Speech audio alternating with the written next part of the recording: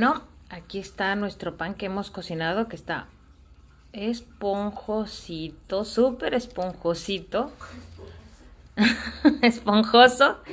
Y bueno, el día de hoy lo he terminado, lo hice, obviamente pues hace rato, tardó aproximadamente como unos 55 minutos.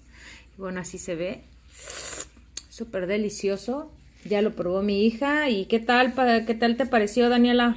Riquísimo. Aquí está, mira. Ay, quedó bien sabroso, bien esponjosito. Ay, tan esponjoso que se desbarata. Pero lo que pasa es que se desbarata porque se ha cernido la harina. Y se batió totalmente lo que es la masa.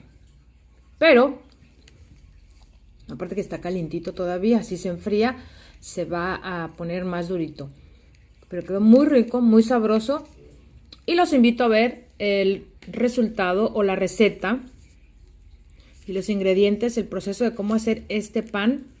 En el blog les voy a dejar la receta, así que pueden pasar allá. Aquí les voy a dejar los ingredientes, pero les voy a dejar el paso a paso en el blog. Así que los invito a estréscreativo.com. Y bueno, allá nos vemos. Muchas gracias por estar aquí. Bye bye.